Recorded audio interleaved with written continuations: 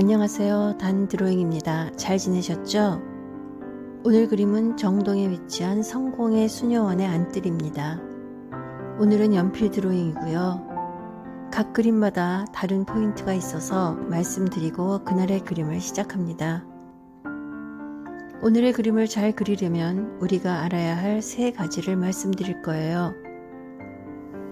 지금처럼 흐린 스케치로 물체의 자리를 먼저 잡아줍니다. 3가지 포인트 중에 첫 번째 말씀드립니다. 뒤 전통 가옥과 앞의 나무와의 공간감 표현입니다. 그것이 잘 돼야 그림을 선택한 이유가 표현되는 거겠죠. 어찌 잘못 그리면 뒤의 집에 나무가 붙어 있는 것처럼 보이게 되는데요. 왜 그렇게 될까요? 그 이유도 3가지 말씀드릴게요.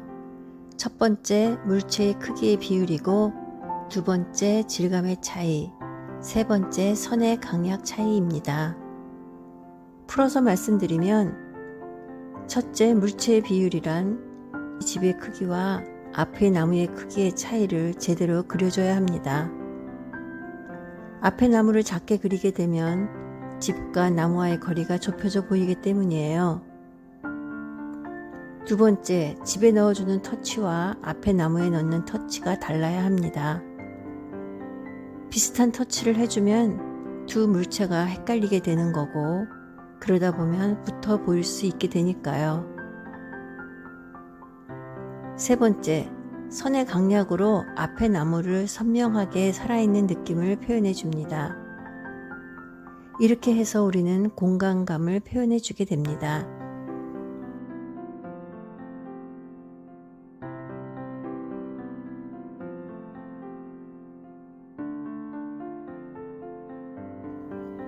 지금은 나무 형태를 그리고 있습니다.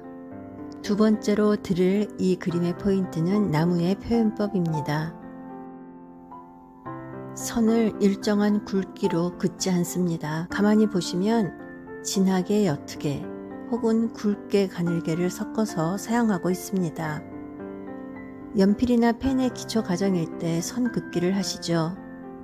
선 긋기 할 때 그냥 선 연습만을 계속 하지는 마시고 작은 정물을 그리면서 하세요. 직접 응용하면서 연습하시는 것이 중요합니다. 훨씬 빨리 그림이 느시는 방법이에요. 변화 있는 선이 필요한 이유는 나무처럼 자연물에는 규칙적인 그림자가 생기지 않기 때문입니다. 그래서 선을 그을 때 그림자 부분, 빛받는 부분을 생각하며 선을 그어주는 겁니다. 지붕을 그리고 있는데요. 위에 보이는 링크는 기와의 구조 설명부터 기와 지붕 그리는 방법까지 담은 기초 영상입니다. 지금까지 전통 집을 그리시는데 힘드셨던 분이라면 도움 받으실 거예요. 한번 제대로 알면 그 다음부터는 쉬워집니다. 이 그림은 구도나 건물 모습이 간단하고 단아해 보이지만 그릴 것은 많아 보이네요. 기와 지붕이나 무성한 나무같이 어렵다기보다는 그릴 것이 많아서 다가가기 힘든 소재들이 있습니다. 그러나 우리는 해냅니다.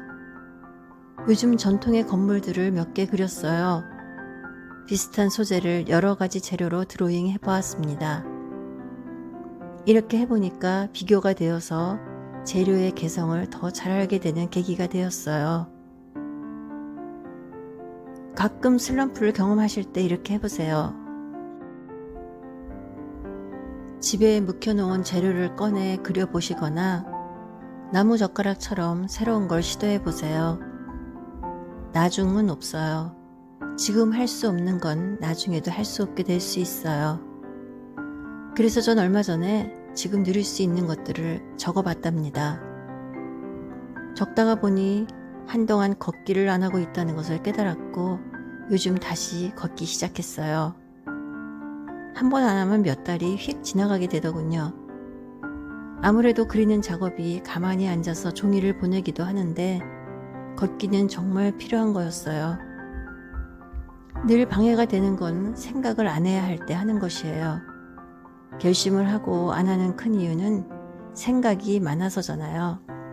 아, 하기 싫은데 이거 해야 되나? 이런 생각이요. 지금은 앞에 나무를 그리려고 그 공간을 지우개로 지웠습니다. 희뿌연 작은 나무를 표현하려면 뒤에 배경을 그려주고 희뿌연 나무는 최소한의 묘사만 해주면 됩니다. 이런 묘사를 해주는 것처럼 우리는 상황을 파악해야 합니다. 나무를 진하게 해줄 것인지 뒤에 배경을 진하게 해줄 것인지를요. 이런 판단은 그림 곳곳에서 벌어집니다. 사실과 반대가 되어도 그 그림 전체를 위해서는 반대로도 묘사해줘야 할 때가 있거든요. 그러나 우리는 완성된 그림을 보고 아, 이 그림 잘못 그렸네 라고 생각하지 않고 반대로 감상하게 됩니다. 이런 것을 배워가야 합니다. 똑같이 그리려 하지 말고 우리가 그 물체를 만났을 때 느낀 감정과 생각을 그려가야 합니다.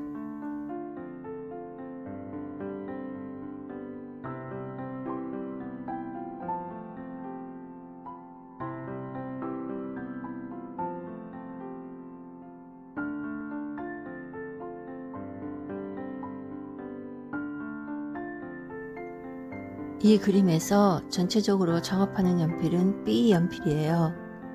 그래서 지금은 강약의 표현이 미흡해서 4B 연필로 그리고 있습니다.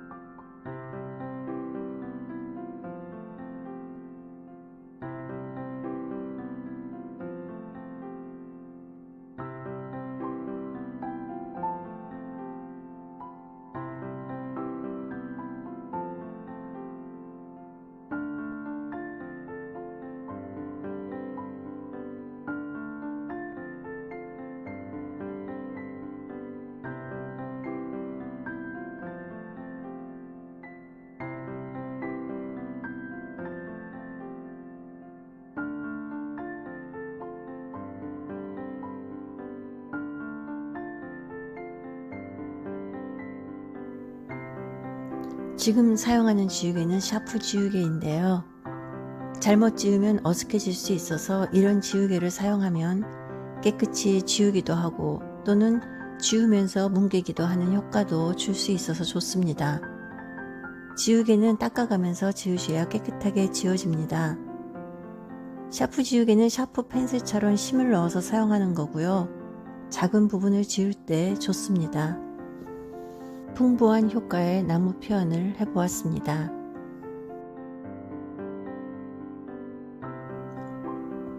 이제 이 그림에서 가장 중요한 최종 나무 묘사입니다. 이 나무가 무슨 나무일까요? 나무 끝이 마른 가지의 모습이 참 멋있고 한 분위기 하는데요. 이 나무 때문에 이 사진을 선택한 거였어요. 이것을 그리기 위해서 지금까지 작업을 한 거였네요. 힘있고 거칠면서 리듬을 타는 선을 그어줍니다. 곱게 같은 속도로 긋는 선을 잊어야 이런 나무까지의 묘사가 가능해질 거예요.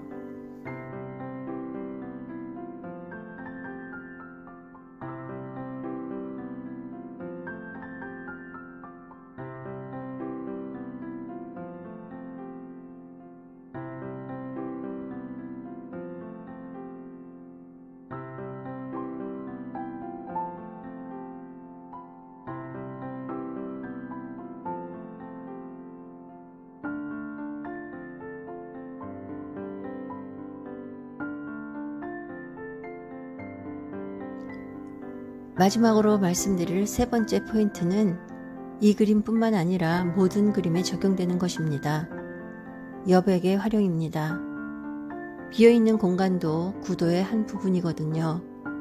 보통 그림 그린다고 하면 한 페이지 꽉 채우려고 합니다. 그리시기 시작할 때 어느 부분은 비워야겠다고 계획하고 시작하세요. 특히 어반 스케치, 여행 스케치 같은 류의 그림은 그런 것이 여러분의 꿈꾸는 그림과 가까워질 수 있으리라 생각합니다. 비어지는 공간을 잘 설정하는 것은 결국 구도 잘 잡는 방법의 문제인데요. 구도 잘 잡기는 위의 링크의 영상을 보시면 도움이 되실 거예요.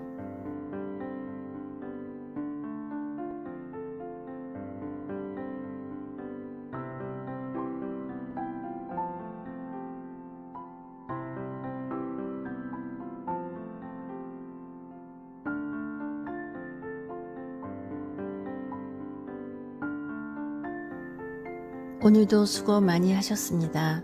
몸과 마음 모두 푹 쉬세요. 내일도 오늘만한 날이길 바라봅니다. 오늘도 저와 함께 해주셔서 너무나 고맙습니다. 다음 영상에서 또 만나요.